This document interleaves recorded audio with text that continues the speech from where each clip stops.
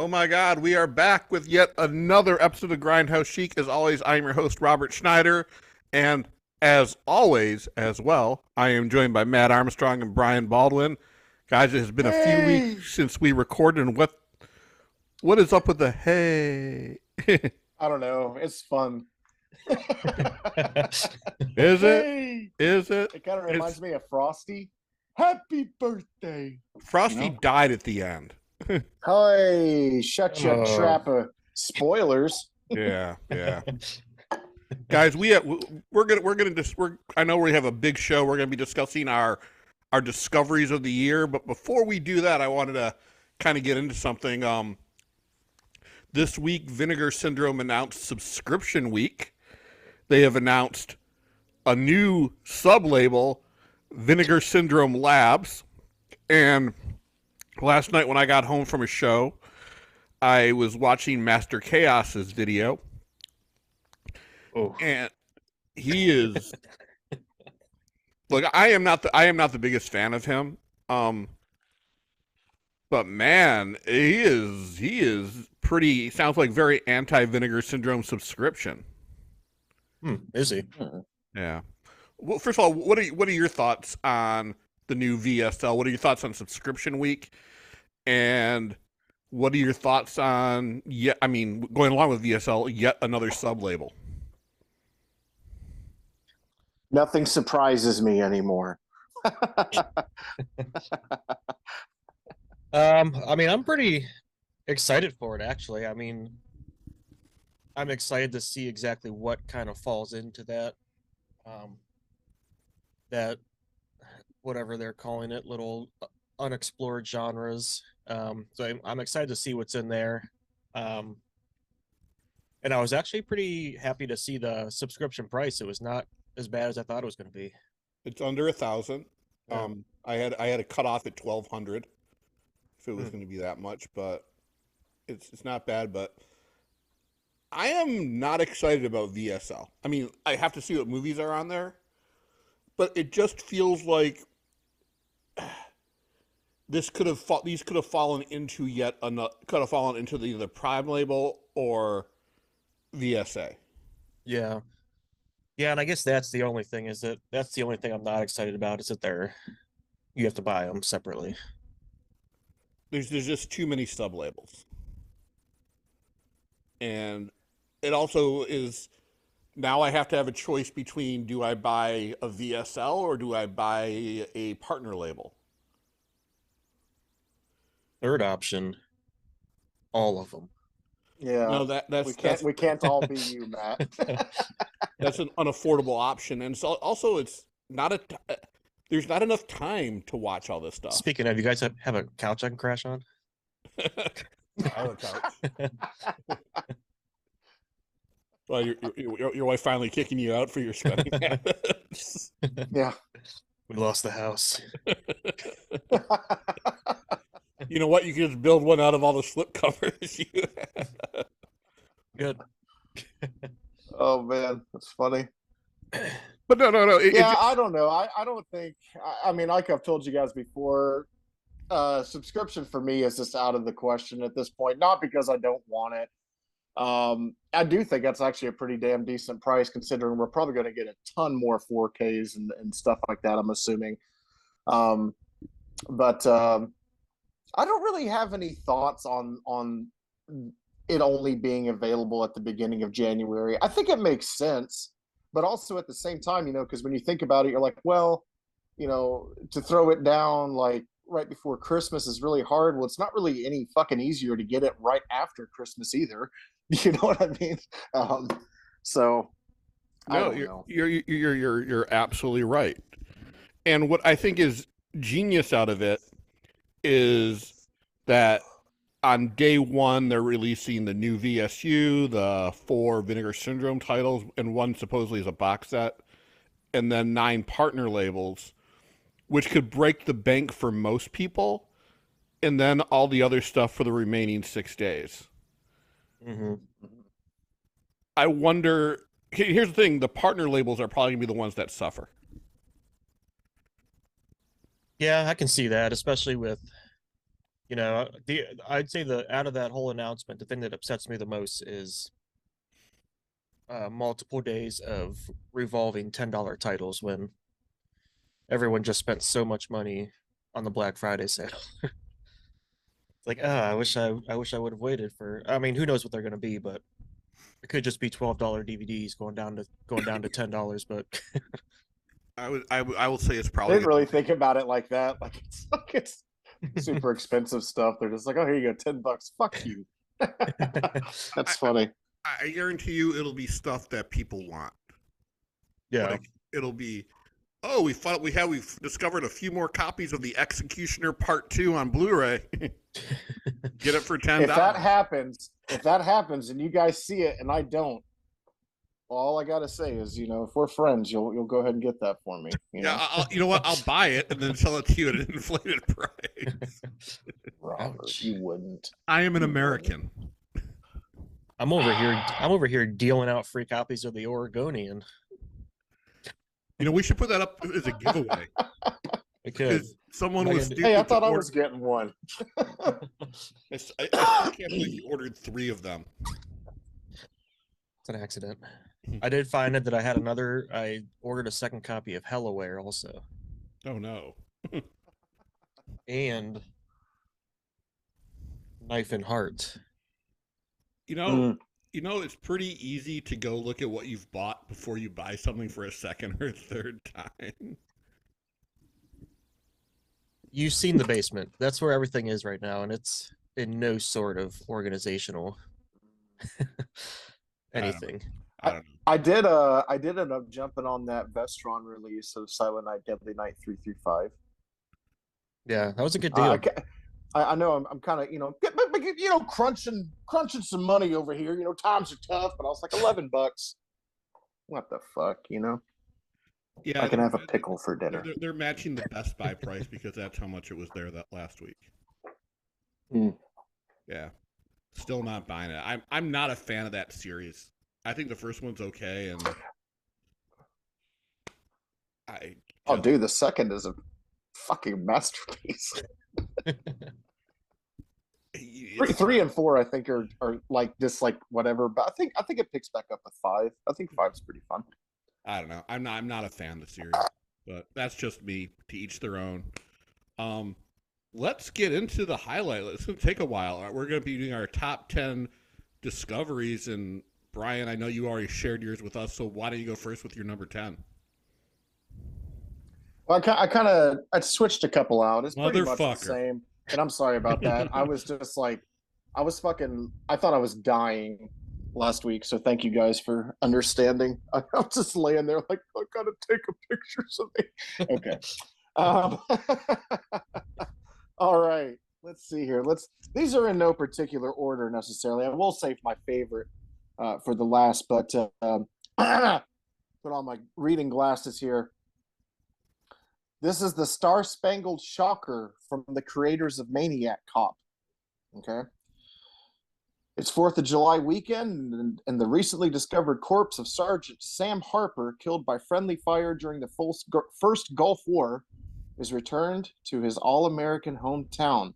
But when Sam rises from the dead to punish the unpatriotic, only his young nephew and a bitter Korean War veteran, who is Isaac Hayes from Shaft, can stop his red-blooded rampage. Isaac Hayes wasn't in Shaft. He sang the theme. Okay, well, whatever, Robert. I've actually never watched Shaft. Motherfucker. Where was I here? Draft dodgers, tax cheaters, crooked politicians, and flag burners beware. Because Uncle Sam wants you dead. I loved this movie. It's so corny and it's so fucking stupid. And the 4K looks amazing. And every now and then I'll come across one of these from this time period that I, haven't seen yet and that still manages to please me. As much as I love like the tropey horror stuff, it feels like after a while, it kind of gets a little, you can get kind of tired of it. It's a lot of the same old stuff. Uncle Sam, I thought was just a lot of fun though. I'll admit, I bought that on Blu-ray years ago and I've never watched it. So I'm now excited. It's a William Lustig film. He directed that one, right? Mhm. Yeah, I'm a Yeah, I big, believe so. Let me. yeah. I no, I it's been on my to watch pile forever. Yeah, no, it's a good one, man. I would recommend it for sure. What is the tagline Yes, on Lustig, William Lustig. what is there a tagline on the cover of it? I want you dead. Yeah. Clever. That's cool. Matt, what is your first Yeah. pick? My first pick is a movie that I have refused to watch for when did this come out? 2002. So 20 years now. I've refused to watch it. Um, and I've been trying to round out some of my letterbox challenges before the year's over here, and this was one that I had on there, so I finally checked it out, and actually really, really enjoyed it. And it is Ellery Elkayam's classic Eight-Legged Freaks. You mean the David Arquette classic? Well, that's who directed it. Ellery Elkayam. Again, one I have never seen. Yeah, I refuse to watch it because I think I've talked about it before, where like the like what do they call them, like the 20 knots, the like 2000s era of movies, I feel like is my least favorite overall. And it's, when they introduced these like the new age of special effects, and it was just super shitty looking, and that's what this movie was. And I found myself like not being able to hate it. I really enjoyed the movie. If anyone hasn't I seen think it, enough time. Oh, I'm sorry. Go ahead. Go I was ahead. gonna say, if anyone hasn't seen it, like, check it out. It's on HBO Max. Pretty good time. Yeah, I think enough time has passed now since those movies have come out because I completely agree with you. I avoided them like the fucking plague if I hadn't, Mhm. already seen them when they came out. And every now and then I have a hell of a good time. I mean, if for nothing else, like it's just a throwback to well to that time. I don't know, like I recently was it Shredder that who put that out? Dark Forest or Mm. Code Red. Anyway, it's a good example of that. Another one too is I think it's called Backlot Murders, where it's just a lot of really bad haircuts and stupid jeans and clothes. I don't know, just the early 2000s were a fucking nightmare looking back on it. But I think it's been enough time where we can kind of look back at them now with a little bit of nostalgia and just kind of chuckle at Yeah. how they are, especially like you said with the practical effects and a lot of the CGI and stuff that they were trying to incorporate at that time. Yeah. Yeah. Hostel and Hostel 2 came out in the early 2000s. Those films are masterpieces. Yeah, I I'm not don't saying think they're that no good movies masterpieces. came out. I'm just saying overall it's my least favorite. But it did maybe ask myself, like, what happened to Carrie Wurr? Is she still around? She did Sliders and then her career ended. Okay. She wasn't even an original cast member of Sliders. She was a replacement cast member. Hmm. And she was on there when even the McConnell brothers left the show. Ooh. That was a dark time for TV sci-fi. I'm not a fan of bug movies, so I'll probably never see it. Yeah, I had it on, and my like wife sat down during a part where there was no spider on the screen and was like, "Oh, what are you watching?" And I was like, "Oh, it's just this like little comedy movie. You might be into it." And first time one of these like 10-foot long spiders showed up, she's like, "All right, well, I'm gonna go in the other room." She walked away questioning her marriage to you. Every day. Every day. All right.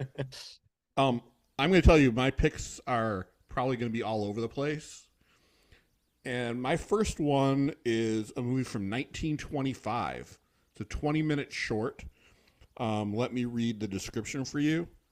A couple makes dolls modeled on neighborhood kids. A gardener at a mansion buys 4 of them for Mary, the girl of the house. He's her only friend. Her parents neglect her for work and card games, and her governess is humorless. Mary loves the dolls and dreams of them during her nap. While Mary sleeps, the governess throws the dolls in a dustbin. Mary wakes up and goes searching. Outside, she runs into the very same 4 kids who were the dolls' models, and she thinks she's still dreaming.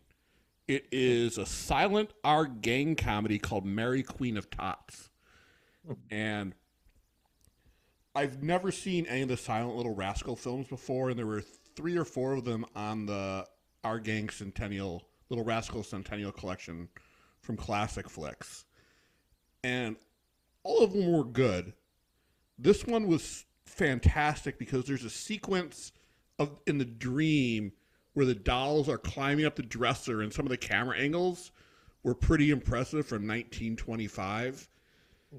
And it had a very sad and sweet story with a great ending to it. Basically, the girl says the governess has gone crazy and the police take her away. And she's allowed to have the dolls and play with have friends. So it was kind of a great film. The main actress was named Mary Kornman. She played Mary in the original Our Gang comedies. Died in 1972 at the age of 57. And she carries this whole movie, and it would have been interesting if she actually became a movie star instead of just kind of fading into obscurity. Mm-hmm. So I'm not familiar with those. Is this is related to the Little Rascals? It's Our Gang is the real title of the Little Rascals, and okay, the series started in 1922, and from 1922 to 1929, the majority of the films were silent. 1929, the talkies started. Classic Flicks is been restoring everything, and they have next year they're going to release all the silents on Blu-ray. So that's pretty cool. This one just blew me away, and it just seemed like, as someone who grew up watching Little Rascals and loving them, this new set is the first time I've seen a lot of them unedited before. And do they all hold up? No, there's a lot of racism in there. There's shorts where Spanky and Alfalfa respectively go blackface. And was Buckwheat part of the gang back then? Buckwheat joined in the mid to late 30s, and when he joined, he might have been the smartest member of the gang. Him and Porky were the smartest members, I think. But yeah, but again, Mary Queen of Tots was just fantastic, and if all the other silent restorations look this good, a new audience is finally gonna discover what the original Little Rascal silent comedies were all about, and I'm gonna be one of them. Mm-hmm. Yeah, Nice. be interested in those. All right, Brian, what is your next pick? All right, next one. This is Natural Born Killers Done Right. It's a bold statement. I think I've noticed that before. Serena Oh, that's Stalin what it actually says. That's not you saying that. No. Serena Stalin wanted to learn from the best, so she tracked down Butch Harlow, one of the world's most notorious serial killers, and blackmailed him into teaching her the fine art of murder. Now, as the lessons begin, teacher and bloodthirsty student unleash an unspeakable passion that forces them to kill over and over again, leaving a trail of horribly mutilated victims in their wake. This is one of the most original SOV type of films that I have ever seen. It is called Bloodletting. Again, it is a woman who is kind of obsessed with learning how to become a serial killer. She tracks down this guy who everyone is looking for. She just somehow miraculously has figured out where this serial killer lives and goes under his wing. It's definitely it's a horror comedy. And it's very well done. I would actually go as far as to say, as far as an SOV film goes, there are times where you almost forget that it is one because it is that well made. I would highly recommend it. This is also I own a couple of this company's releases. God, I'm getting old, man. My eyes are fucking awful. Tempeh Digital. Tempeh Digital put this out, and it's cool because their first releases, like, they'll come out with like autographs and stuff from like some of the filmmakers and everything. And anyway, yes, Bloodletting. I highly recommend. What year is it? 1997. Huh, it sounds like the plot to Tragedy Girls. Okay. Yeah. Yeah, there's similarities for sure. Um, how is the acting in it? Honestly, especially from our main character who plays the quote unquote serial killer, uh, it's pretty damn good. It is pretty damn good. Cool. Yeah. Um, yeah. Again, that's one I have never heard of, and if it's streaming somewhere, I'll watch it. Very cool. Matt, what is your next pick? My next pick is my list is pretty similar to yours. It's going to be kind of all over the place here. Um, I'm going from like a wacky horror comedy to a western in the 50s. Um, and this movie is called Jubal. Um, I'll read this little thing like Brian's been doing. It just says Jubal Troop is a cowboy who is found in a weakened condition without a horse. He is given shelter at Shep Horgan's large ranch, where he quickly makes an enemy in four-man Pinky, a cattleman who accuses Jubal of carrying the smell of sheep. That's all it says. I'm Okay. very um but it's basically the story of this guy Jubal. He's kind of just like, kind of a wanderer, but he's also like, the best cowhand, the best damn cowhand in the business. So he goes around to these places, does his thing, moves on, and he finally finds this farm where there's a lot of bad going on. So it's up to him to fix it. And I see your face, Robert. I know what you're thinking. This sounds exactly like Roadhouse, but in Western form, and I think it is. But it's got Glenn Ford, Ernest Borgnine. Borgnine. It's Borgnine. It's Ernest Borgnine. Yeah, that's what I said. Directed by Delmer Daves, who I believe did like the original 310 to Yuma. Just really, really good movie. I was expecting it to be like a, I've always would watch the westerns that my dad would have on TV when I was a kid, and I just remember sitting there, just like, what the fuck? What, how is this exciting to you? But I was watching this and I was like, God, this is intense. What's gonna happen at this ranch?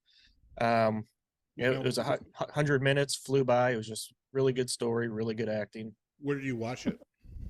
I have the Criterion Okay. Blu-ray of it. Looks beautiful.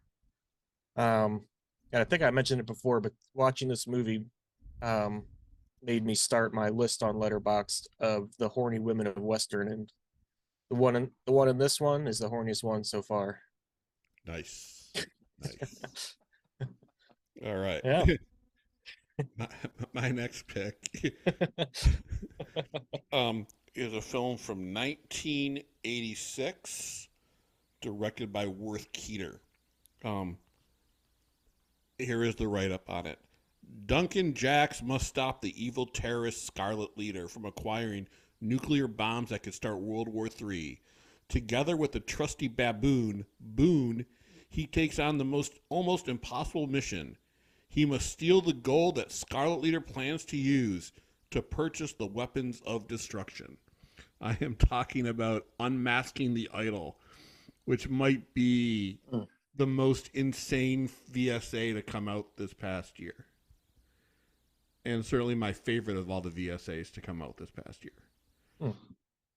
The acting of the baboon was Academy Award winning. That monkey was great.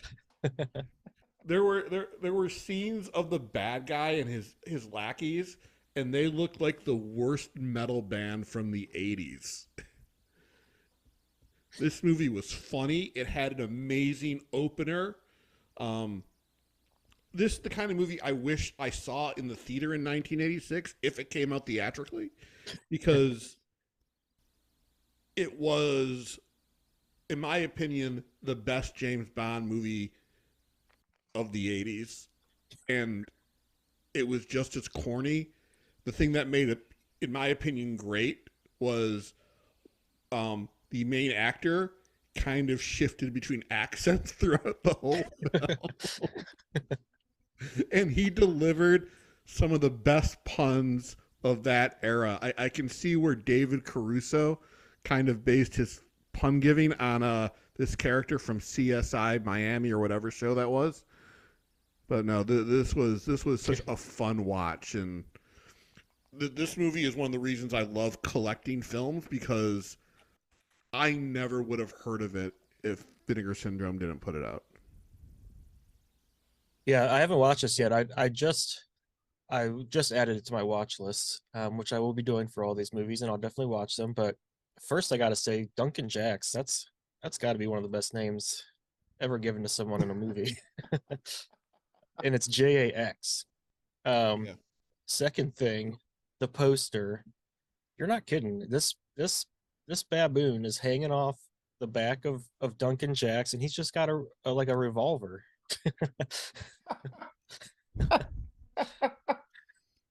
He's got this like stern look on his face. I need to watch it. You know, Yeah, I need to pop that one on.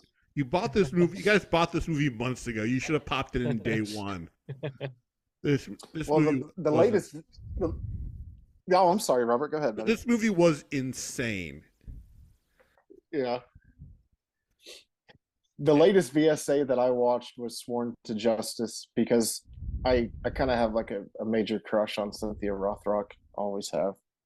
Yeah, Cynthia It's a good one. It's a good Rothrock. one if you have a crush on her. She If got you it guys on haven't in this watched it movie. yet. She got it on, son. She got it on in this movie. She had a boyfriend. Yeah. Okay. Yeah. I Okay, let's move on.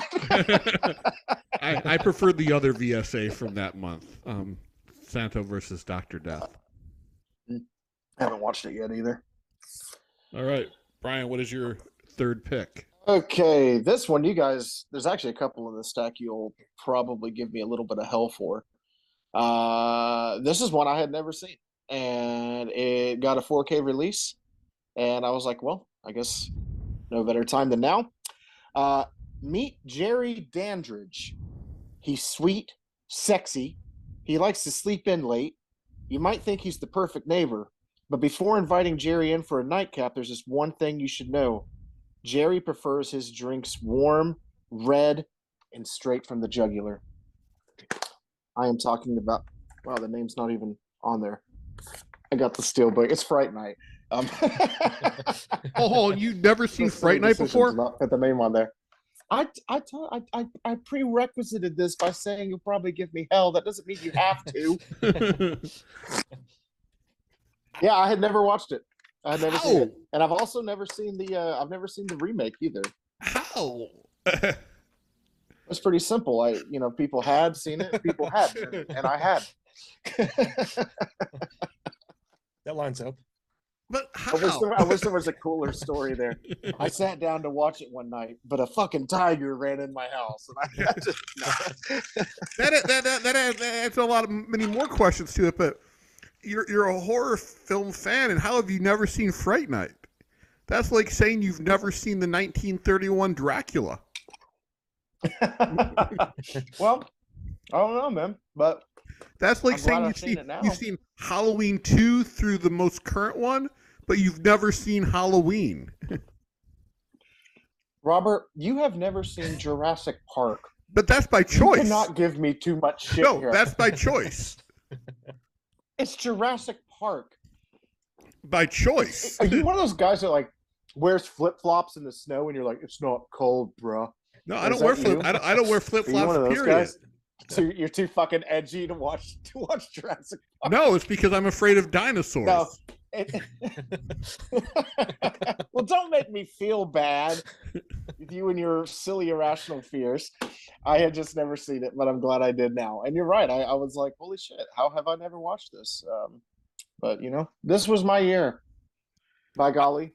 I'm a big fan of Fright Night, though I will say I like the remake more, because William Ragsdale I don't believe as a teenager in this movie.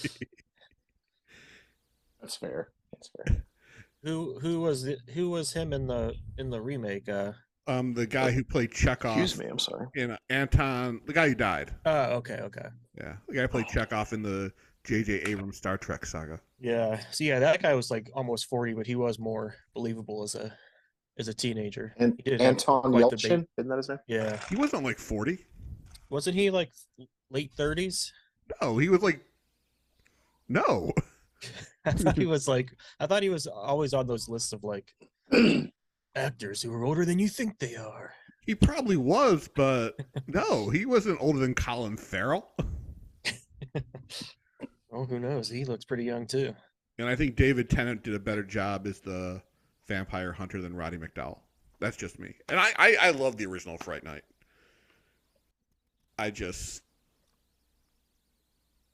like the remake better, and I know that's heresy to say in the horror community. There's quite a few more that I like better. But no, I'm glad you finally saw Fright Night. It's a fun film. Mm-hmm. Yeah, good job, Brian. You did it.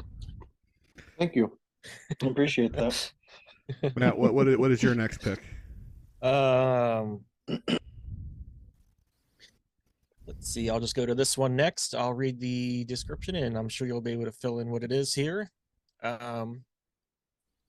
Three chief executives of Creative Concept Systems and Procedures Brothers Unlimited Incorporated of New York are in hot water as their latest venture has been a huge failure, and their mafia investor, Mr. Big, wants his $500,000 within 24 hours or else. So Jimmy, a courier who overhears their plight, suggests they make a porno movie as an easy way of getting back the lost money. And this is Let My Puppets Come. What?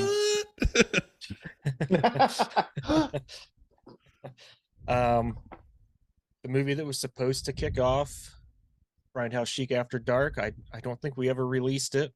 But yeah, when you recommended we watch this movie, I was like, okay, I don't really know what to expect in this, but I put it in and loved it. It was very short. I found myself wanting there to be like, maybe an hour more movie, lots more musical numbers.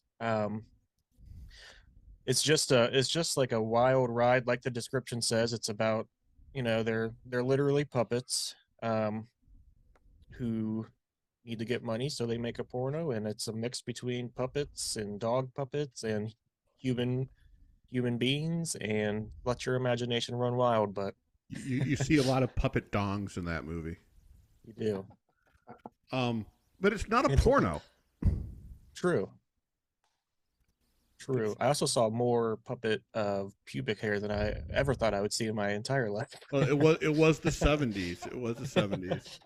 No, I think Let My Puppets Come is a phenomenal film, and for me, I was so excited when Vinegar Syndrome released it. I'm very sad that it's now out of print, which means there's a lot of people who won't be able to enjoy it, but it's one of the few movies I would say buy in the aftermarket because it's well worth whatever money you'll spend on it. Yeah. And who knows if it'll ever get re-released. Yeah, I was going to say, is it just the slip that's out of print, or is the movie gone? They have lost the rights to the Damiano films. Okay. So, sad day, but no, Yeah. It's a fun movie. And I think one of the people, I think one of the songwriter of that film went on to an illustrious career at Disney. That makes sense. All right. Wonderful. All right. So my next pick is a spaghetti western, and I only watched this a couple weeks ago, and it blew me away. The write-up is One Man Stands Alone in His Fight for Justice. A Chinese immigrant recently arrived in America, fights to free Mexican slaves from their cruel master.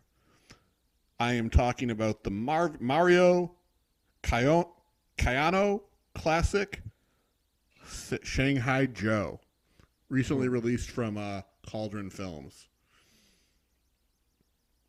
6 months ago, I had no idea this movie existed, and now I don't know how I lived without it. It's such a fun, dumb movie.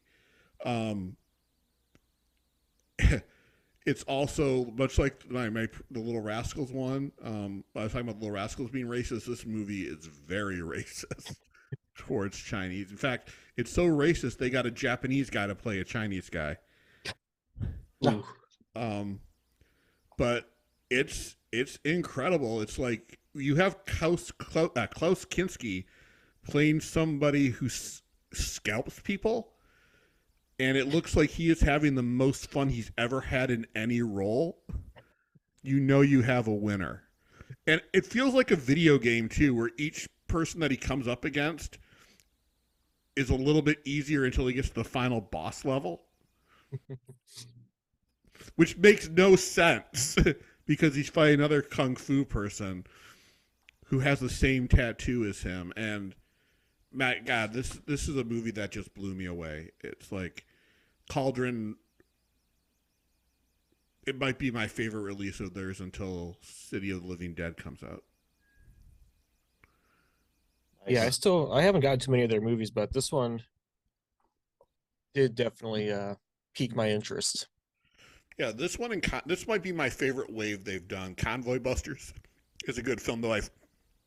I did buy that one when it came out on No Shame DVD many years ago. But this one's great.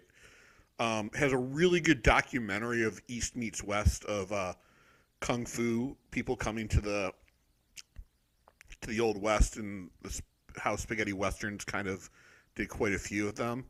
It does talk about the sequel, which I will never watch because it's not the same actor playing Shanghai Joe. It's an Italian guy playing him, so I'm not going to watch that. But this movie is just great. It's fantastic. Some great stunts. Some great yet obvious wire work, but so much fun, and kudos to Cauldron for putting it out. Yeah, nice. Brian, what is your fourth pick? Okay, I'm going to go ahead and get another one out of the way here so Robert can get his jollies about how the fuck have I never seen this movie. A student babysitter has her evening disturbed when the phone rings on the other end of the line and an anonymous caller asks, "Have you checked the children?" So begins a series of increasingly terrifying and threatening calls that lead to a shocking revelation. I am talking about When a Stranger Calls. The call is coming from your house. It's coming from the house. I really, really loved this movie. And it's another one that I was like, how have I never fucking watched that? But yeah, that's my number 4 pick. I think it's great. All right, I have a question for you. That opening sequence is quite terrifying, I think. I do have a question. How the fuck have you never seen that movie before? Ooh, thought you were safe. No, I never think I'm safe with Robert. What's the answer? Yeah, what is the answer? Oh yeah, so I was away at sea for like 20 years of my adult life. The draft. And the draft got you? No, I got lost and I ended up on a raft, and it's a long story. Not believable. That's all I needed to hear. That you will I almost starved to death. That you will use the plot of That you will use the plot of Castaway as your excuse for not watching this movie. All right. No, that's a fantastic film. I don't own it, which is weird. I sprung for that Second Sight limited edition. I found one on eBay. I was like, fucking give me that shit, son. Give me that poster and that thick ass book, bitch. Nice. Yeah. Much better. The seller was like, you don't have to be so aggressive. And I was like, I'm sorry. I'll sell it to you, sir. I'll sell it to you. You got negative feedback on that one for sure. All right, Matt, what is your next pick? Oh, I will go. I had 2 picks on here that were recommendations from you, Robert. So I'll do the second one here next. A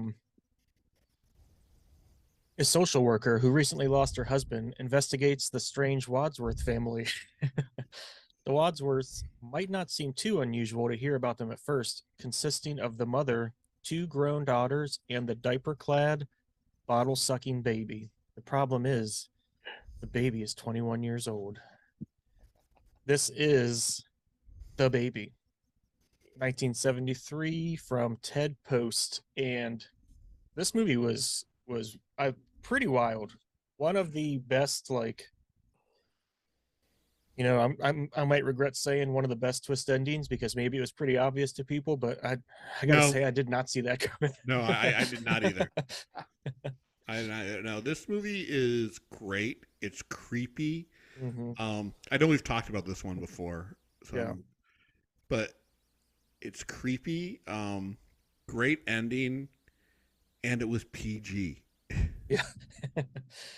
Yeah, and my wife is a social worker, and she was like sitting there watching it with me, and the whole time she was just like, "This might be the worst social worker I've ever seen." It's Well, like, why does of she? course she was. She had ulterior motives. Yeah, which I'm still not completely convinced that I understood everything that happened in that movie, but it was good. It was, a thriller, a mystery. It almost turned into a slasher at one point. Just Yeah. one of the sisters was like getting it on with their baby 21-year-old brother and just threw all kinds of stuff in there. It's also weird that they just called him Baby. Yeah. Oh no, this is the movie I own. I bought it when the DVD from Severin came out. Then I bought the upgrade to Blu-ray, and then when Arrow put it out, I bought that. And I think so far that might be the definitive version of it. Mm. But no, what that is a great film. Yeah, very good movie. Um, so my next pick, fourth pick, I'll read the description. What causes a man who seemingly has everything, a thriving business and family, to snap and throw it all away? It's the question that this provocative, intelligent psychological drama investigates. Successful New York Magazine publisher Paul Stewart, played by Hal Holbrook, has reached his breaking point, and today is the day he has decided to kill himself, his wife, and their children. His marriage to Miriam, Louise Fletcher, has grown cold and distant. On this final day, he seeks the answers that might relieve him of his despair. Through encounters with a psychiatrist, an astronaut, a friend who survived the Holocaust, 5 prostitutes in a brothel, and a lonely woman on the train ride home. Writer, director, editor Jeff Canoe, Revenge of the Nerds, True Beverly Hills, established himself in Hollywood as one of the industry's most sought-after trailer editors of the 60s and 70s. Having become a leader in that field, he adapted Julius Horowitz's controversial novel, Natural Enemies, for himself to direct. The result is a blistering and devastating work that recalls Taxi Driver and which shocked audience and critics when it was first released in 1979. Having been out of circulation for nearly 4 decades, this worldwide Blu-ray premiere has been sourced from the best surviving element, a 35mm print held by the Library of Congress, and because I mentioned it, I am talking about Natural Enemies, released by Fun City Editions. This movie was a total mind fuck. And just blew me away on the first time I watched it. And this might be one of my best favorite discoveries of the year. It might be one of my favorite films of all time. The acting is top notch. I'm not even sure the entire movie actually happened. I believe the beginning happened, I believe the end happened, and I believe everything else was in the head of Hal Holbrook's character. And each character that he meets along the way is somebody from his mind as he's trying to talk himself through the horrible crime that he is about to commit. I mean, this movie is one I wish I could see in a theater with people and then go talk about it afterwards. Yeah. Yeah, I am this is the reason I collect, because I have discovered films that I never knew existed, and I'm glad. I mean, I think my world's a much better place because I have now seen this film, especially through the stuff that I've gone through this past year. Mm-hmm. Yeah, you brought it up a couple times, and just from what you've said and how you talk about it, I am really excited to watch this, and I think it is one we should talk about when we do all watch it. Yeah. Yeah, same here. I'd like to check it out soon. All right. Wait a minute. Is it? How have you never seen Natural Enemies? As a fan of film, how I could ask you the same thing, Brian. Was this one Fun City or was this? It was a Fun City edition. Okay. Yes. All right, Brian. What is your fifth? It's our fifth. Is your fifth or fourth? This is fifth. Yeah. All right. All right. A TV station employee takes a camera crew out to an abandoned factory to investigate a purported snuff film that was made there, only to end up running for her life. Nami hosts a late night video program. She receives a tape which appears to be a real snuff film. She and her crew investigate the location where she meets a man looking for his brother who warns her to stay away. As she gets closer to the truth, she and her friends are subjected to a brutal nightmare. From Unearthed Films, I'm talking about Evil Dead Trap. This was a great one. I don't know if you guys have ever seen it. I have It's not. a wonderful slasher. Yeah. I just put it on my my queue on Shudder. Nice. Yeah, I just got Unearthed Films released the second one. I haven't got around to watching it yet, but I have heard from some of our mutual friends that it is actually better than the first. So I'm very excited to follow it up with that. I hope you enjoy it, Robert. You'll have to let me know what you think. You know what? I will probably do that in the next couple of weeks. I have some time off. Is it at all related to Evil Dead? Or No. just a name No. they gave it? Okay. Yeah. It's much like the La Casa movies, which were basically Evil Dead 3, 4, and 5. Mhm. Gotcha. Have nothing to do with it. But All right. no, now it's a Japanese film, right? Yes. Yep. Toshiharu Akeda. I think that's how you pronounce it. All right, Matt. What is your next pick? I'm gonna go ahead and get some of my my snobby movies out of the way here next. Pete's driving. The first one I'll do. Synopsis is: in this classic German thriller, Hans Beckert, a serial killer who preys on children, becomes the focus of a massive Berlin police manhunt. Beckert's heinous crimes are so repellent and disruptive to city life that he is even targeted by others in the seedy underworld network. With both cops and criminals in pursuit, the murderer soon realizes that people are on his trail, sending him into a tense, panicked attempt to escape justice. And this is Fritz Lang's M. All right, I gotta ask you, how the fuck have you not seen M until this year? Yeah, like 30s German cinema hasn't really been on my my radar. It's Peter Lorre's best role next to Maltese Falcon. No, he is like incredible in this, and it's like the only Fritz Lang movie I had ever really been familiar with was Metropolis, and that was, you know, sci-fi. So I was not expecting this kind of like slow burn kind of mystery movie, but it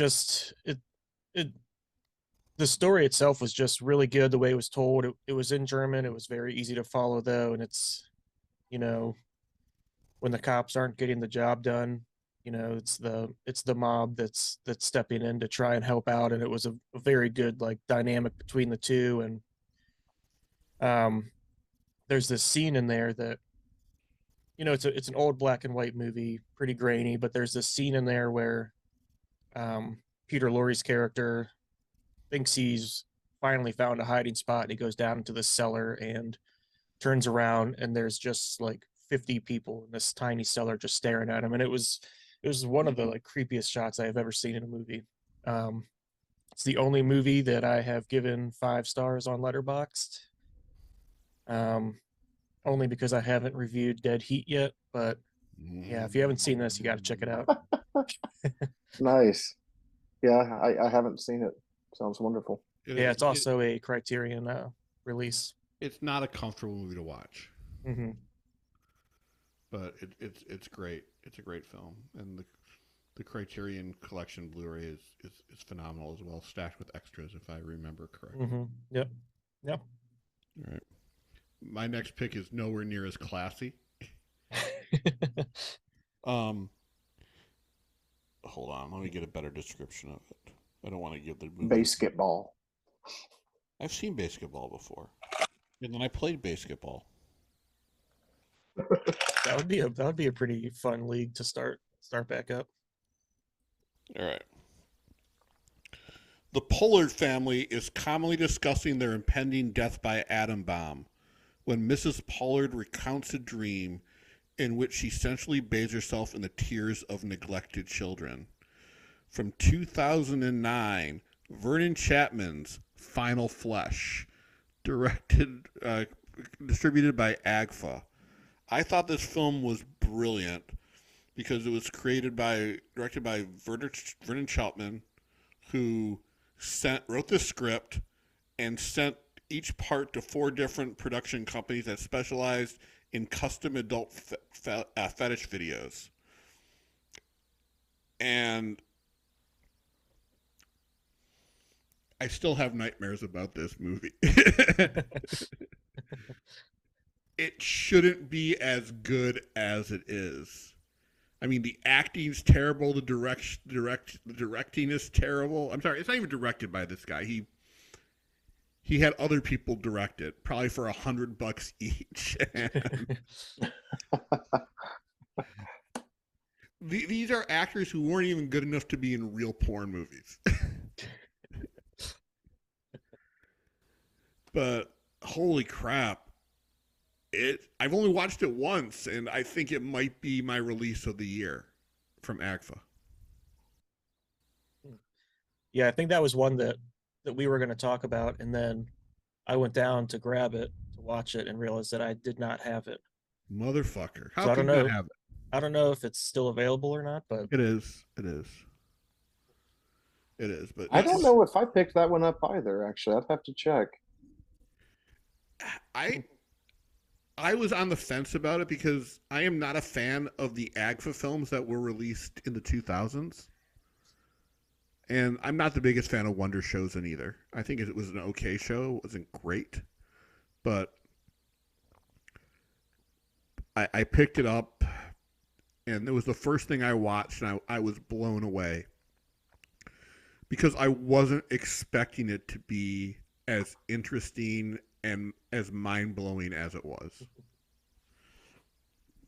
Again, this is a film I wish I could watch with an auditorium filled with people, just because we would all have that collective what the fuck moment.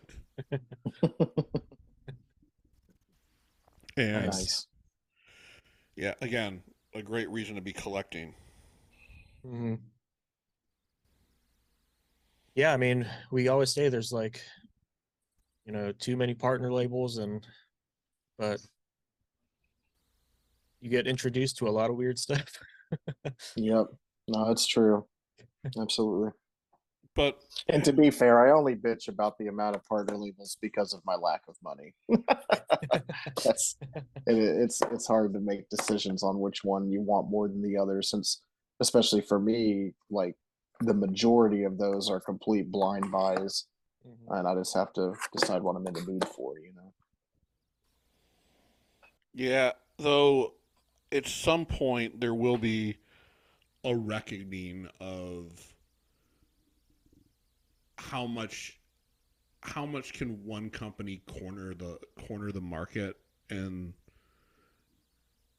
I don't know how much longer this business model can last when people are going, well, Severin's releasing good stuff, Cauldron's releasing good stuff.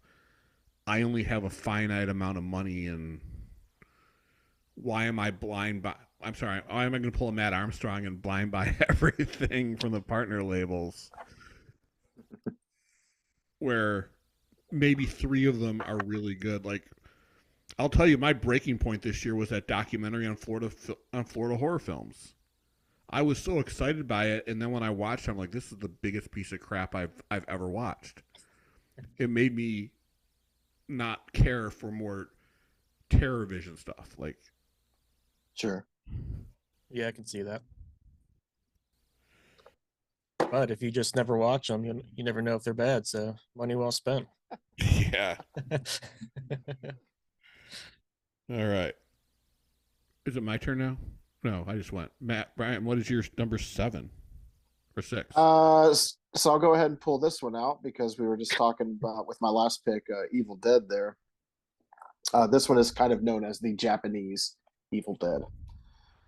Trapped inside a haunted house, a bodybuilder must survive a blood-soaked night of insanity to save himself and his friends from a demonic ghost that is hell-bent on revenge, culminating in a show-stopping and truly bizarre gore effects bonanza that is often compared to the Sam Raimi Evil Dead classics, which inspired it.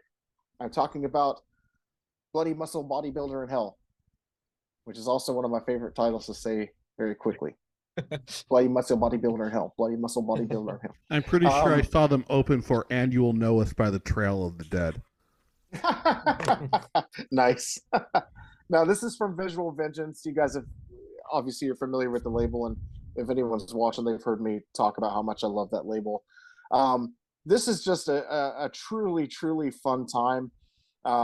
It's, there is a negative to it, I think, where they kind of do like the same gag kind of like over and over again with like things popping up behind people's shoulders and stuff. But it's such a passion project, and it really comes through with with the film. You can just really tell that a lot of love and a lot of time and effort went into this, even as silly and outdated and obviously very low budget that it was. It to me especially, just had a certain level of charm that you can't help but just smile and be like, okay, this is fun. I see you.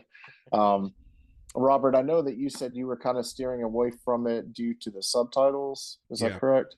It is on Shudder. I have added it to my queue. Okay.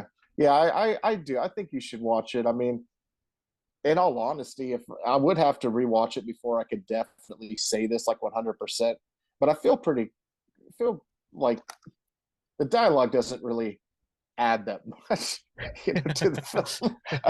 You can kind of pick up on what's going on pretty easily. But yeah, anyway, Bloody Muscle Bodybuilder in Hell. Matt, what is your next Nice. pick? I'll go to my next little snobby movie here. TV producer Pierre Delacroix becomes frustrated when network brass reject his sitcom idea. Hoping to get fired, Delacroix pitches the worst idea he can think of, a 21st century minstrel show. The network not only airs it, but it becomes a smash hit. And this is Spike Lee's 2000 Bamboozled. It's a great movie. I know. I'm just now seeing it. Yeah, how the fuck have you seen that until now? So I have never really gone into Spike Lee's movies. I've seen I saw He Got Game and Summer of Sam. She got game. She got game. Not he got game. She got game. He got what? With Denzel? What? I'm sorry, he got game. You're right. I was thinking she's Yeah, got to have it. I was thinking she's got to have it. My bad. My bad. God, you're so woke. Woke. I'm just joking. No, if he was woke, it'd be called They Got Game or something. So I took a film class to get an elective out of the way this 2 semesters ago at the beginning of this year, and we had to watch what is that called? His most famous one. Why can't I think? Oh, Do the Right Thing. Yeah, so we had to watch that and loved that movie. So I have Bamboozled from Criterion for a long time, and the cover always interests me. And so I popped it in and was just blown away, watching it during the whole, coming off of Trump and the way the culture just kind of changed and how it's okay to do these things and how everyone becomes okay with things. And just really interesting to see the parallels there. And the acting in the movie, I feel like everyone always kind of just is oh, Tommy Davidson, he's just a bit character and superb in the movie. Who was the other one? Damon Wayans was really, really good. But yeah, and the other thing I liked about it was Spike Lee really tried to make it have heavy noir elements. It was constantly Damon Wayans having these conversations, narrating the movie almost. And it was, I don't know, it was just really good. Michael Rappaport, one of the big standout characters of the movie. Just insane. Hmm. Says a lot about the time, even now. And I think if you haven't seen it, you should definitely check it out. If you haven't seen it, I agree that Bamboo is a great film, but if you haven't seen it, you should pick up the Criterion 4K of Malcolm X, and I'm pretty sure that'll be on your list for next year. Okay. All right. It's also Denzel, right? Yes. Mhm. You know, I Malcolm X and the Black Klansman, which stars Denzel's son, would make a great double feature. It'll take you about 7 hours to watch both. So Okay. an afternoon. All right. My next film, On the Street, the real trick is staying alive. An unlikely Hollywood hooker helps a detective set a trap for a mutilator pimp. From 1982, the Gary Sherman classic, Vice Squad, with Wings Hauser as Ramrod, the killer pimp. I'm gonna tell you, I learned something new about Wings Hauser because I did rewatch this the other day. Did you guys ever see Dazed and Confused and Good Will Hunting? His son is in both those movies. What? Yeah, Matt Damon. No, Cole Hauser. Huh. He played Which character? Yeah. in Dazed and Confused. He played one of the football players, the one who was drinking a lot of beer. Benny, I think his name was. And he tries standing up in the chair and then falls back down. He played one of the friends in Good Will Hunting. He's been in a I'll ton be of other damned. movies too, yeah. But Nice. I'm going to read Joe Lynch's review of this film because I think it's great. Possibly the peak of Hollywood Boulevard sleazecore, and seeing the big screen confirms Gary Sherman brought a lot of style to the game, especially some compelling long takes. The shot from inside the Bronco to driving across the street is fantastic. Brutal blocking and interesting character beats. Wings Hauser as Ramrod, and possibly real life, is the godfather of neon slime. This film was a joy to discover. I started watching it. I picked it up after I watched Hardcore again because I was suddenly in love with Susan Hubley, who played Princess, the hooker with the heart of gold, a character she also kind of played in Hardcore where she was a hooker. And I thought she was even better in this film. Just a great film. And Wings Hauser also sings the theme to it. Who was it that distributed this one again? I know you said it's out of print. Screen Factory. I think you can still find it on Amazon, but it will be like I got it, no slipcover. Oh, we'll get a 4K from Vinegar Syndrome this year then. You know what? I would not mind them doing that because yeah, I would not mind them doing that. All right, Brian, what pick are we at? 7 or 8? Yep, number 7. This is one of 2 Vinegar Syndromes that are on my list. Let's see. This is 89. Sorry, I haven't been saying the year like you guys have for most of them. In a wintry forest near Reno, Nevada, a deformed and demented man-child named Bernie lives out of an RV with his elderly father. After observing the expensive microwave owned by a vacationing family, the old man sends Bernie out to steal it. But instead, Bernie commences a bloody rampage through the woods, gorily knocking off anyone and everyone who crosses his path. And with a nearby camp opening up for the season, the body count begins to rise to staggering heights. This is part of Homegrown Horrors Volume 2. It is Moonstalker. This movie fucking kills. It's so much fun. It's stupid, and the killer is like in this straight jacket the whole time. It's very weird. I don't know really how to describe it. It's creepy, and he's like just watch the fucking movie. But it was the first one I decided to watch out of my package this month because I hadn't read the description of any of the films before they came in. And as you guys know, I'm a sucker for camping movies, and this one also has a snowy setting, so like everything was kind of there. And I was like, all right, I gotta watch this one, and it is just an absolute delight. It's definitely one of those to laugh and have a good time with. It felt good to see one of those again in the catalog. So yeah, What movie is this again? Moonstalker. One word or two? 2. Yeah, I know when they posted the picture of this on the banner, this was one that everyone was like super jazzed about. So Mm-hmm. obviously you have good taste. Honestly, I've watched the whole set and it's fantastic. Like it's I loved the first one. I honestly think I don't want to say it's better. It's just as damn good that this set is. If you like the first one, I don't see any reason why you wouldn't enjoy volume 2. Well, I'm trying to find my review of it. Excuse me.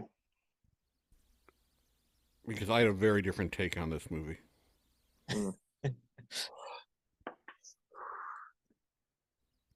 Never would have seen that one coming. Where the fuck did I write it? Here, I found it. You want me to read it Yes, please. If I'm you? Yes, please. As if, please do your Robert. I can't do that. Things I learned from watching Moonstalker.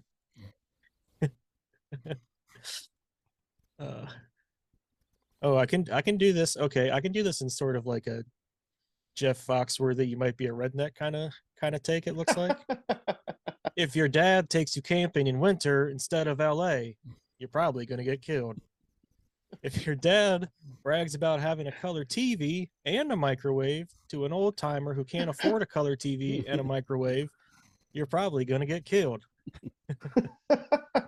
If your dad forgets to lock the windows to the RV, you're probably going to get killed. If you decide to attend 2 weeks of wilderness training, you're probably going to get killed. If the wilderness training is run by 2 people who shouldn't run a wilderness training camp, you're probably going to get killed. If you name your killer Bernie, there probably won't be a sequel. If you directed Moonstalker, there's a 100% chance you'll never direct another movie. Ouch. Wow. How did I rate that one? You gave this 3 stars. 3 stars. I mean, that's still pretty good. So did he ever direct another movie? No, he did not.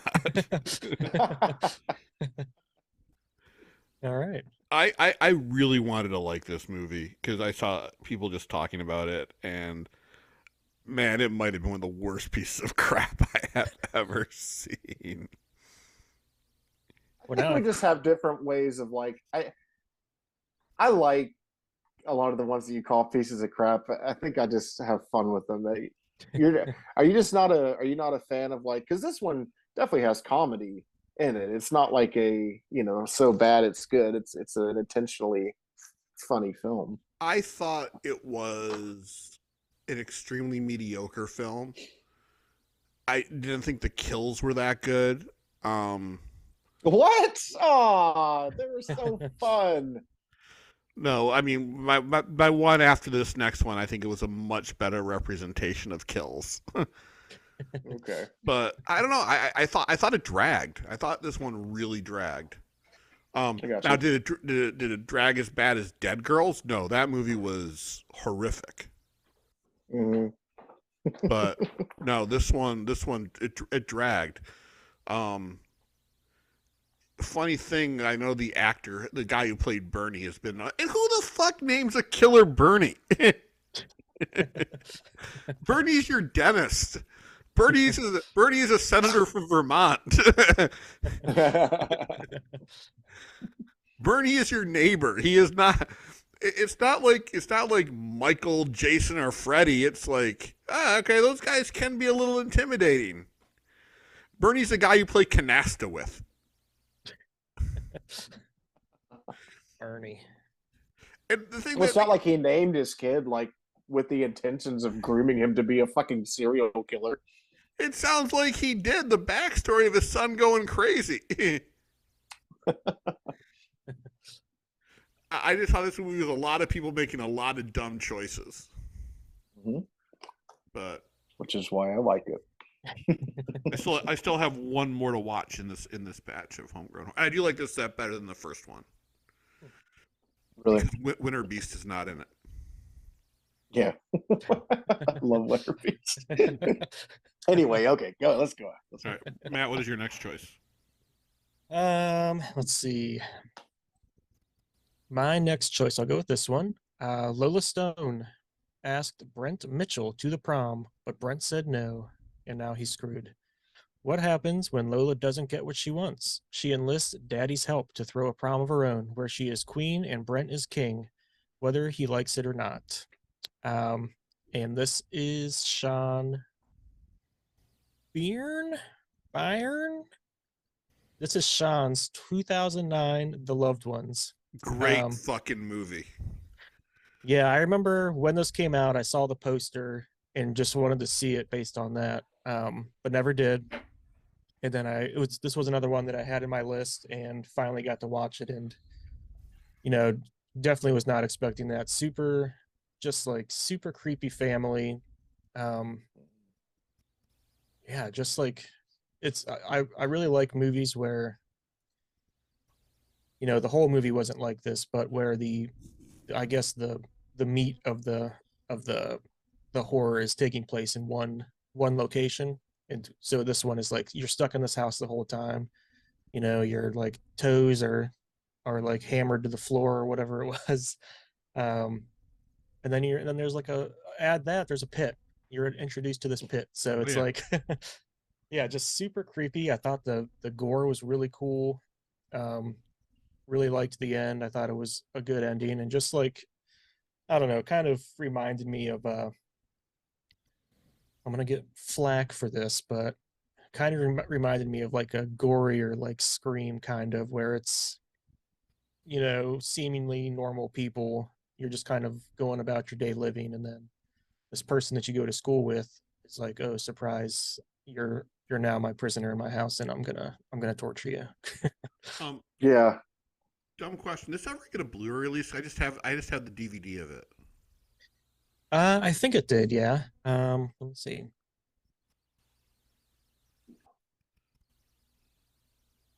It did, yeah. Okay. Nice. Second question. How the hell have you not watched it until this year? It's been on my list for a long time. Yeah. I'm also really surprised they never did an American remake of this one. Mm-hmm. Unless they did, and it just passed me by. That Not that I'm scene familiar with. where, I mean, I'm sure everyone was kind of weirded out by it, but like, you see a lot of this kind of stuff in the films that we watch, but for whatever reason, in that one in particular, when the dad is like watching the daughter undressed and all that, it just made my skin crawl. I was just like, oh god.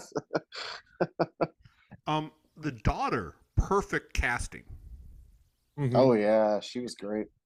Yeah, I need to go rewatch this one. I loved it. I remember seeing the trailer. It never played where I was living at the time. I think I was living in Seattle. Didn't play there, and as soon as it came out on DVD, I bought it. Like that was like a day one purchase for me. One thing I learned, you can inject bleach into someone's vocal cords and they won't be able to scream. Take that, COVID. Just to give some facts there, what Matt is saying doesn't really happen. And please don't do that. Matt is not a doctor, nor any of us smart enough to be one. Oh, Robert, can you go ahead and drop that ad for the digital Trump playing cards right now? Didn't we say we were going to advertise for that? Or? Well, they sold out, so we don't have to. Sorry, those are sold out. Are you serious? Yeah. Oh, everyone wanted a picture of Trump as an astronaut and a race car driver. 44,000 of them. He made $4 million. Did you see the people who bought them though? The file is being sent to a digital wallet that the website owns, and people can't get to them. No, I just took screenshots of them. Yeah. I mean, that's all you need to do, really. So mine's truly a non-fungible token. Yeah. All right. So my next pick is one that I will add to how the fuck haven't I seen it until this year? I'll read the description. They were joined at birth by the devil, and the evil never left them.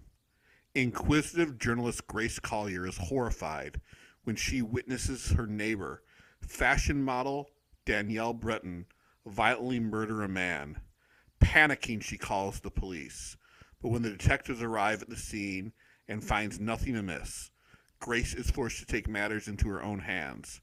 Her first move is to recruit private investigator Joseph Larch, who helps her to uncover a secret about Danielle's past that has them both seen double.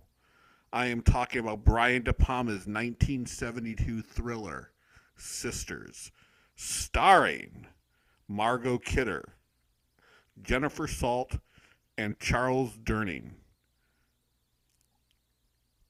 Wow, this movie just blew me away.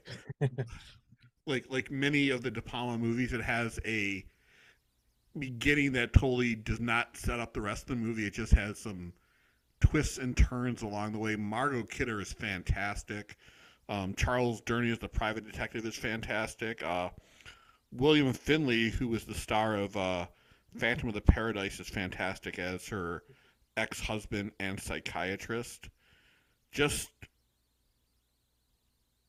wow, just a movie that I am shocked that I have not seen before. And if it wasn't for Tarantino talking about it in his book Cinema Speculation and me buying the Criterion several years ago at a sale, I don't think I would have opened it this year.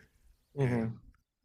I've been going through a little De Palma kick, and his stuff from the 70s and early 80s up until Mission Impossible. Holy fuck, he was a great director. Yeah, there's this I haven't seen many of his movies either, but there's this podcast I watch or I listen to. And they talk about movies. They kind of started out going through all of the like big horror franchises, and then they're kind of like branching off. But one of them is a huge like De Palma fan, and the other guy has never seen any De Palma movies, so they started going into those, and I don't know, just things that I've heard about the movies really make me want to see them. Like I've seen Carrie, but I mean that might be it. Yeah, I mean, you need to see Dressed to Kill. Mm-hmm. And they talked about that. They talked about, I think, Body Double. Yeah, Body Double. Yeah, I need to jump into more of his stuff. All right, let's keep this train going. Are we on 7 or 8 now, Brian? We're on number 7. No, Okay. wait, I'm sorry. 8. Number Right. 8. We are in our final 3. All right.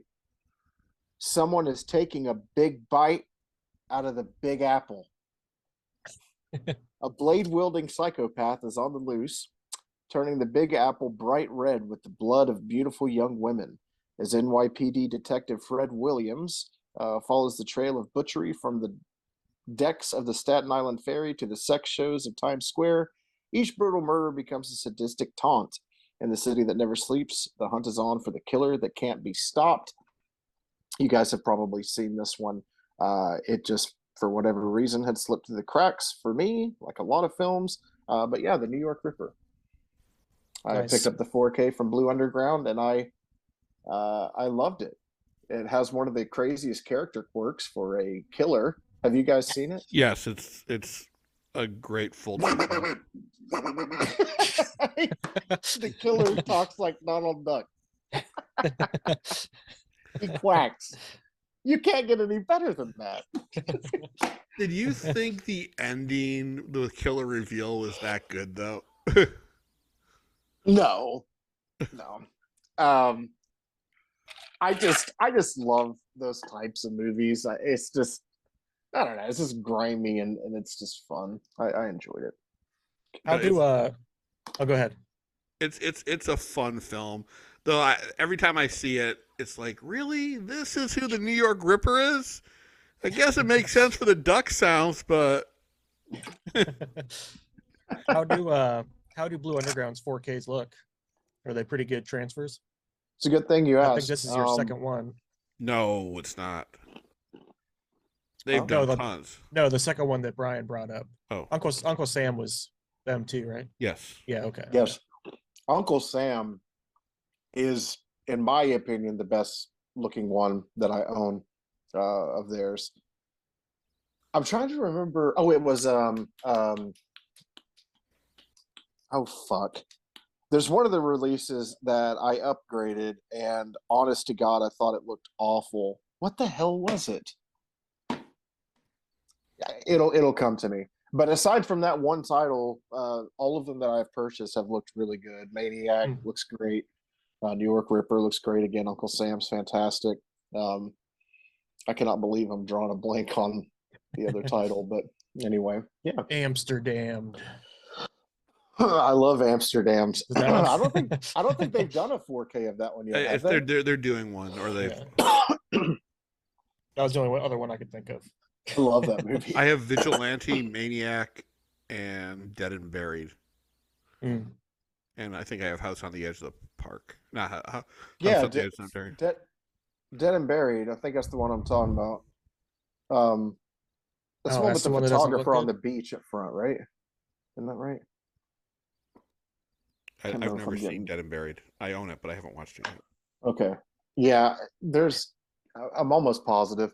But there's like a lot of it looks good, but there's this whole segment on a boat, and there's no need to go into depth about it or nothing, but you can't see anything like at all. It's so unbelievably dark. Mm. And it's, yeah, I was honestly kind of pissed. I'm like, what the fuck? Like, I even messed around with my settings to see if I could somehow clear it up a little bit, but no, it's that's the only one I've been disappointed with, though. That's kind of a shame. Mm-hmm. Matt, what is your next pick? My next one. The story takes us into the colorful pop culture world of these 13-year-old friends back in the days when video games were still a novelty. Mimaw and her friends Paolo, Kachi, and Gilligan go on a journey of self-discovery together as they play games and wrestle with new dilemmas: puppy love, circumcision, and other horror stories.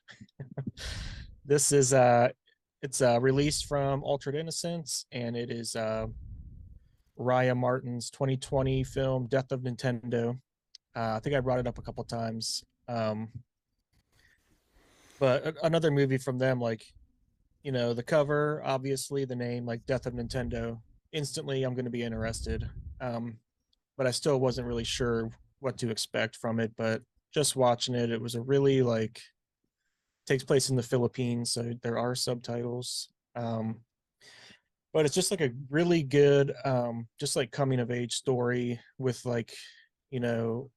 a hint of a ghost story worked into it as well, and kind of this dilemma of these kids getting to that point as teens where they want to become men, and in their culture, that involves getting circumcised. So it's kind of just this journey of them going, wrestling with that decision, and then I won't spoil anything at the end, but really just kind of really surprised me and kind of caught me off guard, and it was a really good watch. It was one my wife actually watched with me. She really enjoyed it. Just very rare. Yeah, from Altered Innocence.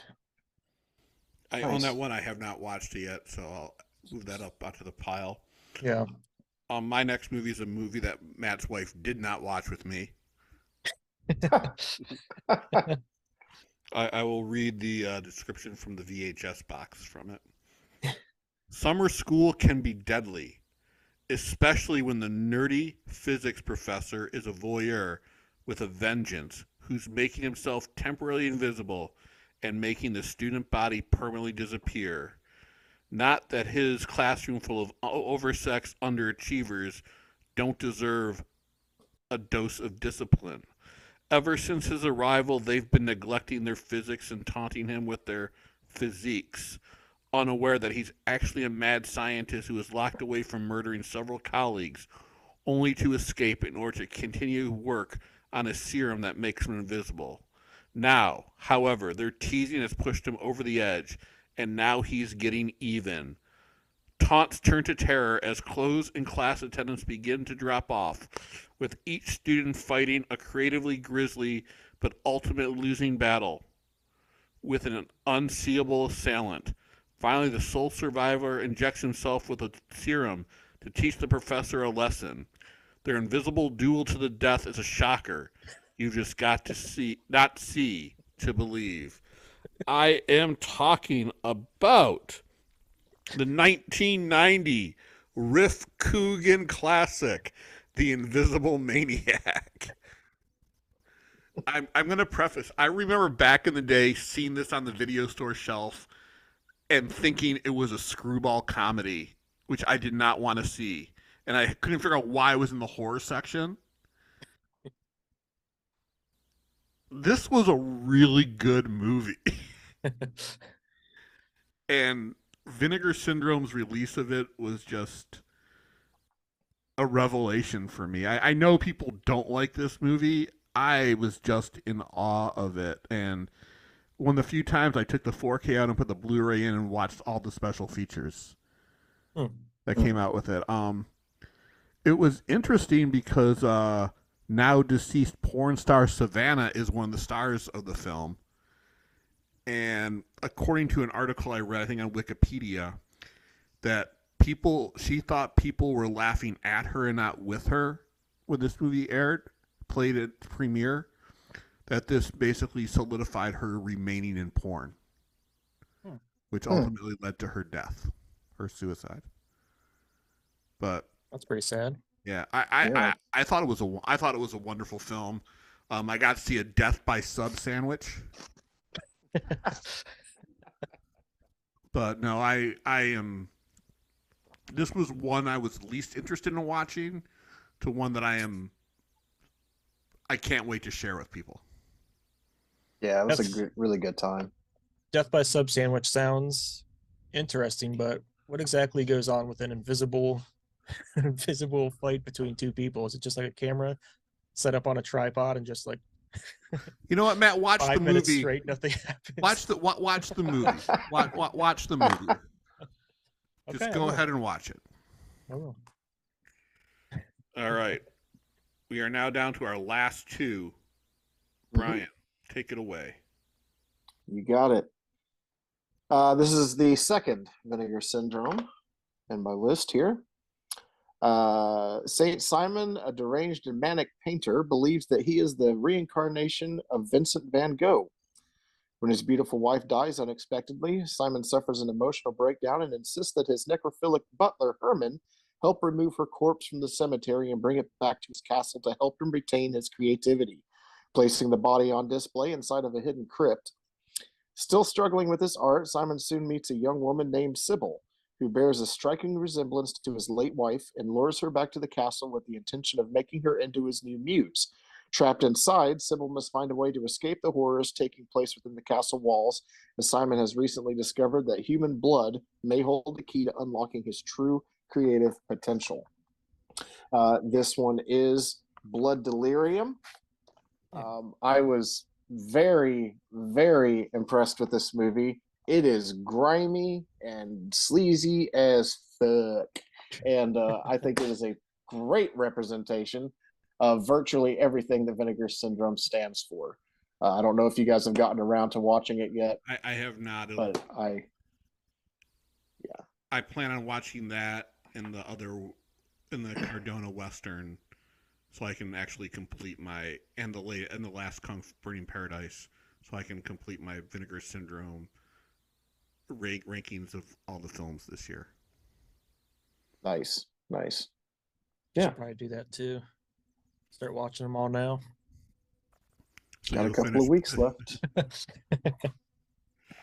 an Italian film, right?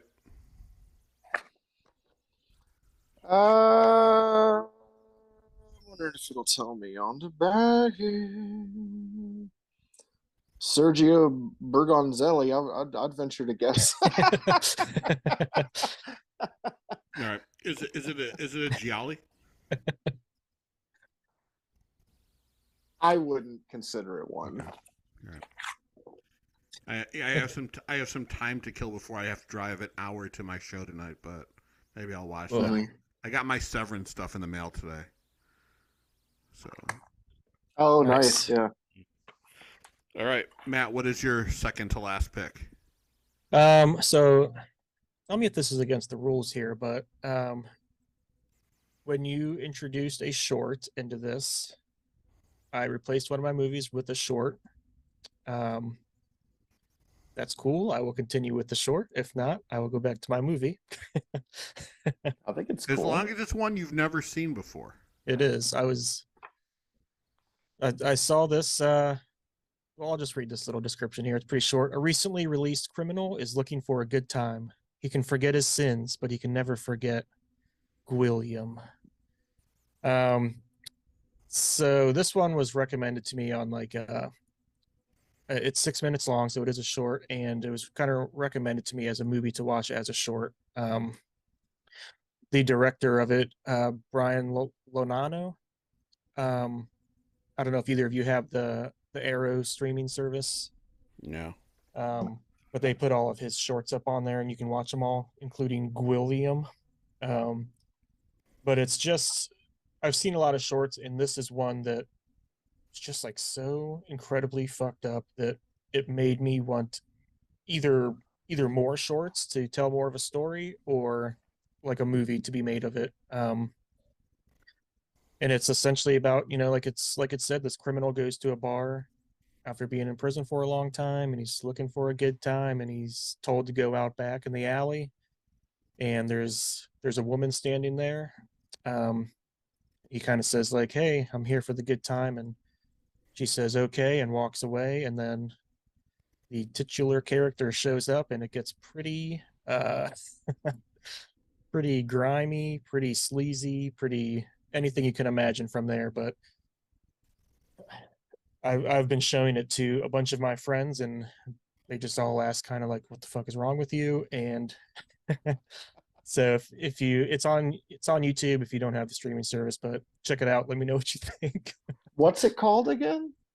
William. So it's just William, but with the tacked on a G at the end or the beginning.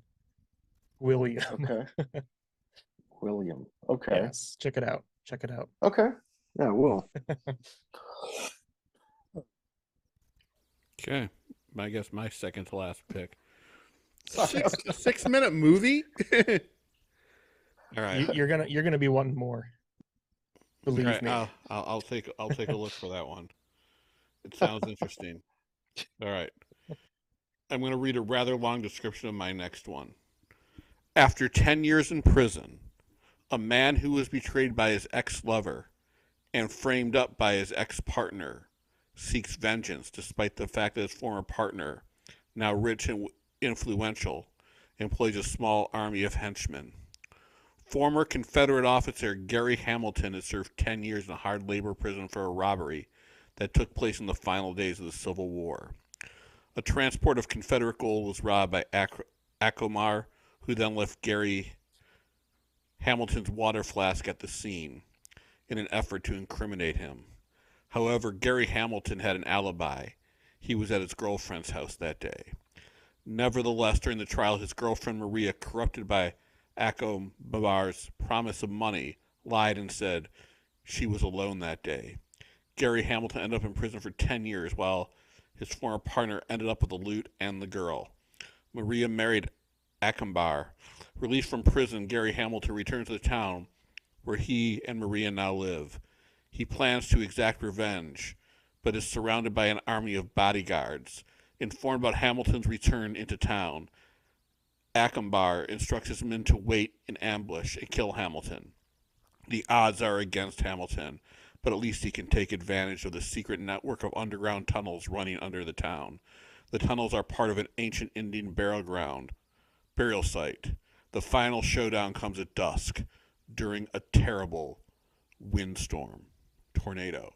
I am talking about 1970s Antonio Margheriti's classic, And God Said to Cain, where Klaus Kinski, for the first time ever in his career, plays the hero, Gary Hamilton. From the country that gave us Django, Ringo, Sabato, now gives us Gary Hamilton. This was part of the Arrow spaghetti western box set that came out like 2 years ago. Just a fantastic release, fantastic movie. It's a gothic horror film. It's just the 101 minutes flies by, just fantastic. And I don't know if I buy Klaus Kinski as a hero, but I adored everything about this movie. Was he? I might be thinking of the wrong person, but was Klaus Kinski the guy? Was he in a lot of westerns? He was in a lot of He's a German actor who was in a lot of Italian spaghetti westerns, but he is most known for, he is known for really two things.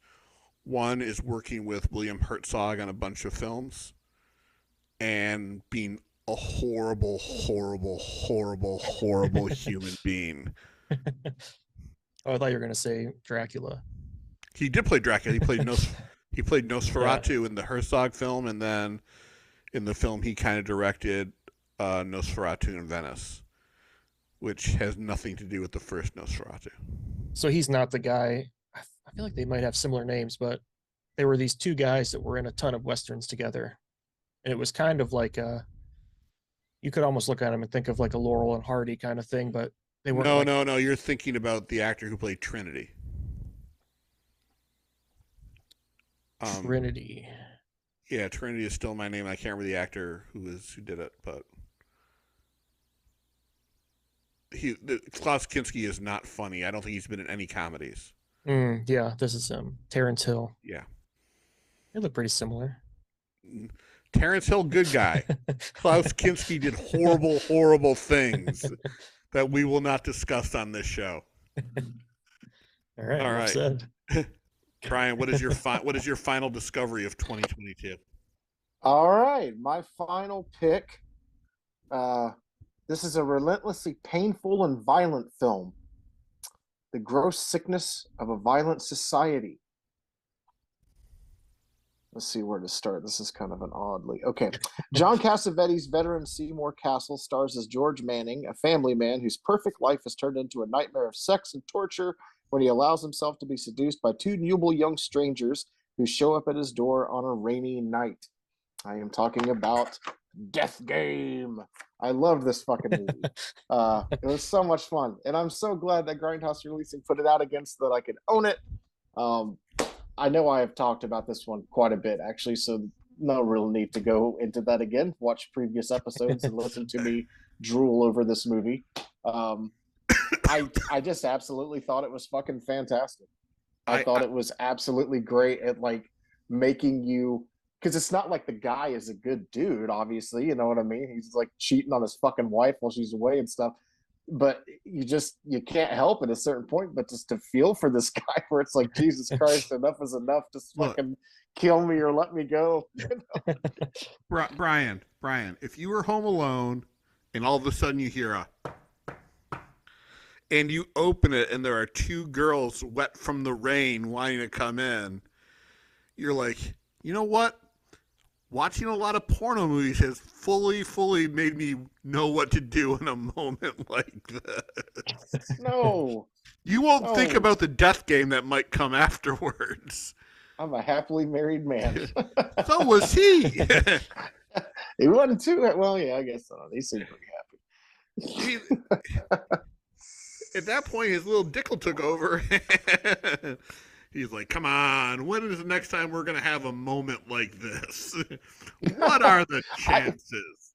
I don't want to give spoilers in case someone hasn't watched it and decide they want to, but like, it's a great film for like, it keeps going and going and going in this very like obvious direction. And I feel like the film does a great job of like, kind of just throwing you into like a whoa, what kind of moment there at the end. And then of course I know you don't like it, Robert, but you have the very, very final scene of the movie that I just thought was fantastic. I think like the easiest one to compare this to, I mean, it's a different film, but I kind of got Funny Games vibes off of it a little bit. It's yeah, I think it's fantastic. Both of you have you've seen it too, right, Matt? I haven't watched it yet. No. Oh, okay. Yeah. Definitely 2023. Sometime next year, 2023. Just watch that movie.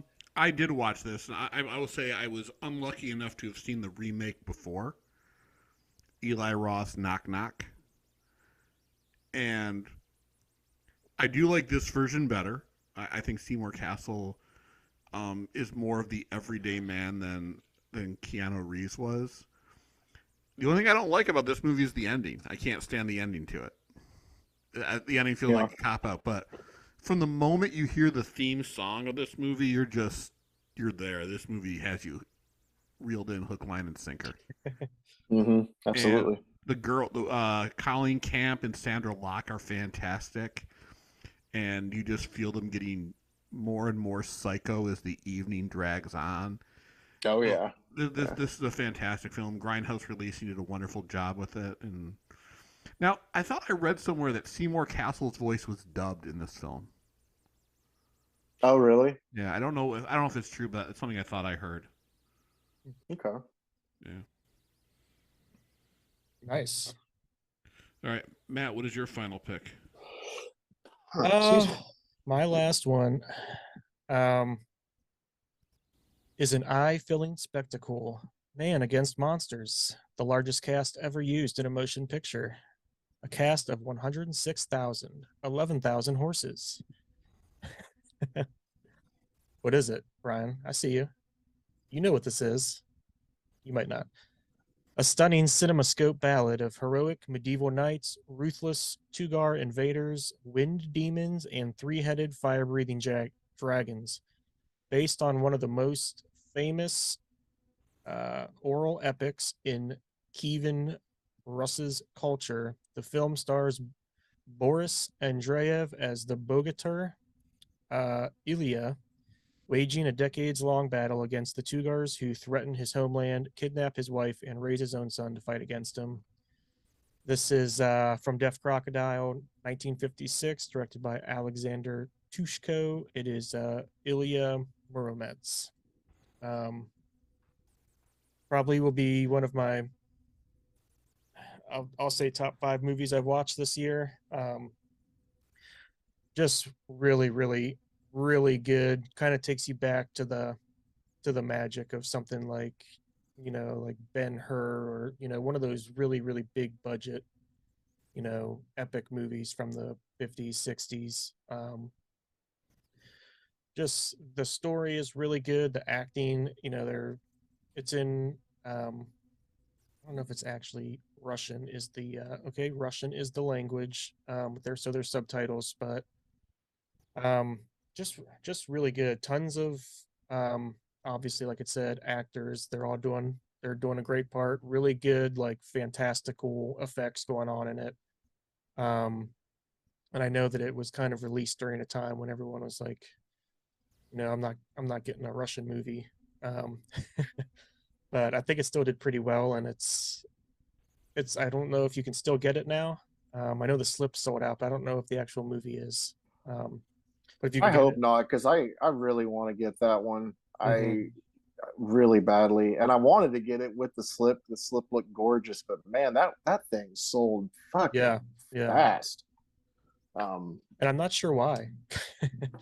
I mean, it just seems like nothing Oh, different based on what I'll else they tell you put out. why. I'll tell you why. Wasn't the slip limited to 1,000? Oh, It might have been, yeah.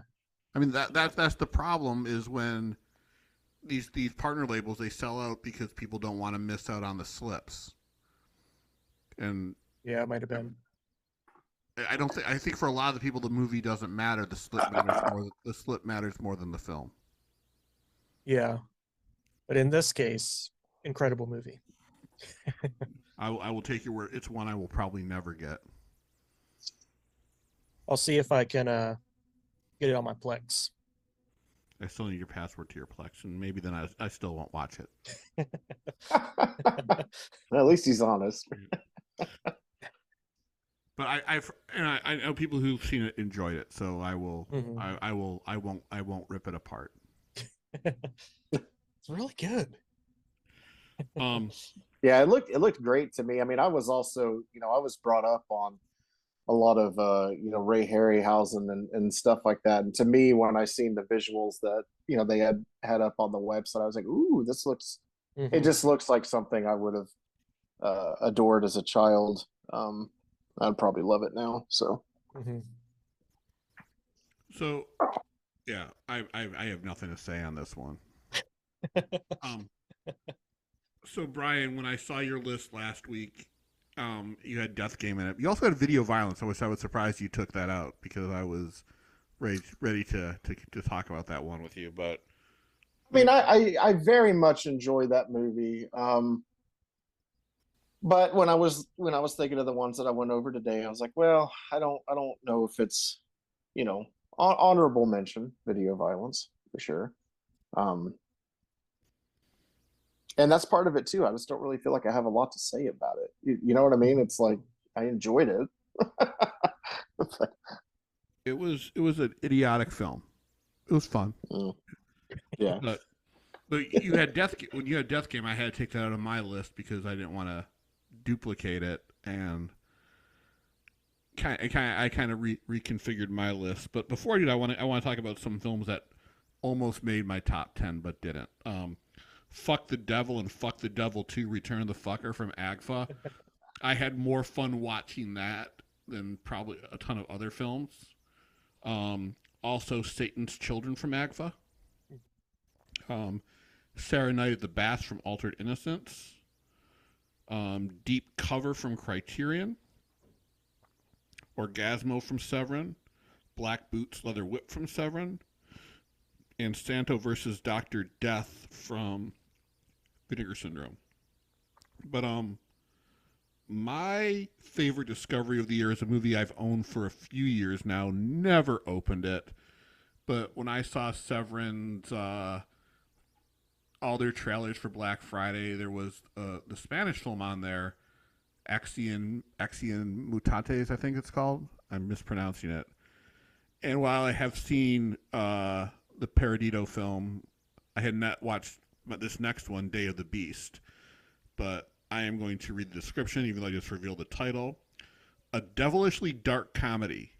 The story revolves around a Roman Catholic priest dedicated to committing as many sins as possible, a death metal salesman from Carbonshell, and the Italian host of a TV show on the occult. They go on a little trip through Christmas time Madrid to hunt for and prevent the reincarnation of the Antichrist. This movie was so much fun. It was wild. It was wacky. It wasn't really scary, but I had no idea how it's going to end. All I will say is sometimes heroes don't get the rewards. Just knowing that they And it's a saved the world. Christmas movie. It's a Christmas movie, and I now want to see more of his films. Who was the director? The director is still alive, Alex de la Iglesia, who also did Perdido Durango. Okay, I see it. And his film is also available. His new one was also available from Severin on Black Friday, but has since been. I don't think it's shipped with my Black Friday order because I read they had some problems with it, which sucks because that was the first one I wanted to watch. Mm. But yeah, that one I was blown away by how good it was. No, And that's fantastic. We watched it last year, Christmas of last year. I think. just the scene where they break into the TV show's apartment is just Mhm. great. It's one of those films again. I can't believe it has not been remade here in the States. Mm-hmm. It's just so wacky. But yeah. Yeah. Yeah, that's my top 10. I feel like I watched a lot of great films this year. Mm-hmm. Yeah, there's been some good ones for sure. And I want to propose for our next episode our 5 favorite boutique labels releases of the year. I'm sure there'll be some repeats from this year, and our 5 least favorites. Ooh, that's interesting. Okay. Yeah. 5 favorite boutique releases and 5 least favorite. Well, I Yep. know what one of yours is going to be. Well, yeah, Dead Heat might be on there, but again, there's so many. I was talking about Blood, Guts, and Sunshine. I don't want to waste my time even talking about that movie again. You're saying Dead Heat for one of the top 5, though? No. No. Oh, that's funny. Oh shoot. Well, guys, I hate to be the one to break this up, but I am actually hosting a Christmas horror party this evening. What And I movies have are to you showing? getting everything ready. You know what? The list has changed probably like a dozen times, and it'll probably change between now and the time everybody gets here. But well, one that you don't like, Silent Night, Deadly Night Part 2, showing that one. We're gonna watch Elves, which unfortunately we're gonna have to watch on YouTube, but it's okay. Have you guys seen Elves? No. Oh God, it's great. Someone has got to pick that fucking movie up soon. I don't know anything about the rights to it, why it hasn't been released yet. I'll have to do some digging around, but it is a great fucking movie. Anyway, so Elves, Silent Night, Deadly Night 2, Christmas Evil. I was going to show that one, and I'll just kind of go from there. If people are still kicking, there's a couple of my friends that are coming over that are like, "Hey, let's just binge movies all night." So we'll probably, when the crowd thins out a little bit, we'll probably watch maybe Dial Code Santa Claus or something. I just feel like it might be kind of hard to get. There's going to be about 15 or so people, and I feel like that's maybe not one to. You know what I mean? It's subtitled and shit, and I just don't really know if everyone would. I'm kind of hurt that you did not extend an invitation to your co-hosts. I'd love for you guys to Too late. be able to come visit me. Too late. Don't But on do that me note, like that, Robert. We will be back next week, and will we forgive Brian by then? Who knows? But we'll be talking about we'll be talking about our 5 favorite boutique releases and our 5 least favorites. So Awesome. join us next week, and hopefully by that point you'll have seen all of our previous episodes that Matt still needs to upload, including our intelligent take on inundated. Yeah. All right. We will see you guys next week. And don't forget to hit subscribe. And pretty soon, because we've reached our subscribers, Brian will play the music as I sing the song from Champagne and Bullets. That's right. I need to see if I can learn that. Okay. Yep. All right. Later, guys. Bye. See ya. Hey guys.